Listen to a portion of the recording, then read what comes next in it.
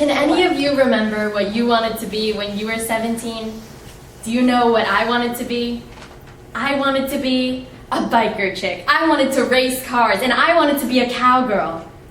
And I wanted to be Mowgli from the Jungle Book, because they were all about being free, just to be free. And on my 17th birthday, my parents, knowing how much I loved speed, gave me one driving lesson for my 17th birthday. And on my 17th birthday, I accompanied my little sister in complete innocence, as I always had, my visually impaired sister, to go to see an eye specialist. Because big sisters are always supposed to support their little sisters. So I used to get my eyes tested just for fun. And on my 17th birthday, after my fake eye exam, the doctor just happened to notice it was my birthday, and he turned to me and he asked, "So, what are you going to do to celebrate?" And I took that driving lesson and I said, "I am going to learn how to drive." And then there was a silence. One of those awful silences when you know something is wrong. And he turned to my mother and he said, "You haven't told her yet?" On my 17th birthday, I learned the truth at 17. I am, and always have been since birth, legally blind. As an inspiring advocate for disabilities, Caroline Casey delivered this talk in November of 2010. She talks about her condition that changes her life forever, but doesn't take away her imagination and spirit. Looking Past Limits by Caroline Casey.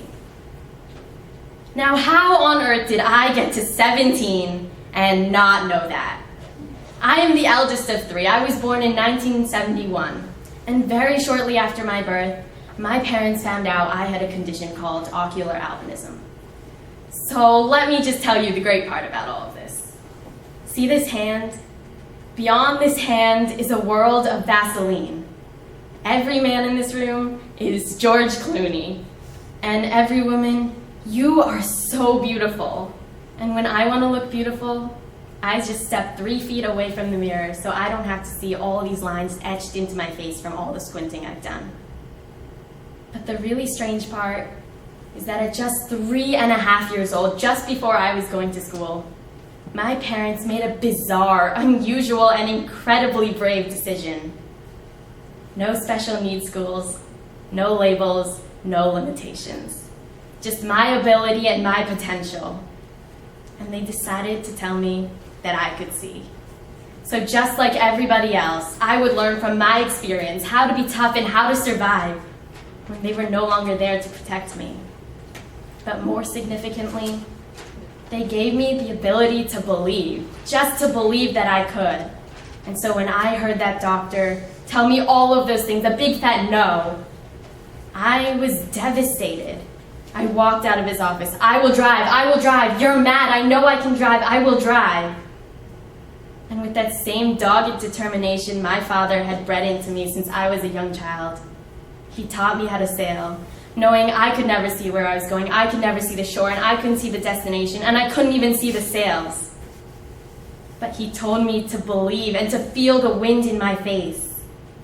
And that wind in my face made me believe that that doctor was mad and that I would drive.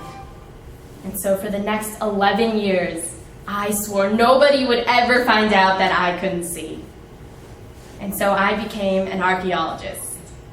But then I broke things. And then I managed a restaurant. And I slipped on things. And then I went to a global consulting firm and got myself a job with Accenture. And they had no idea. It's extraordinary how far belief can take you. Thank you.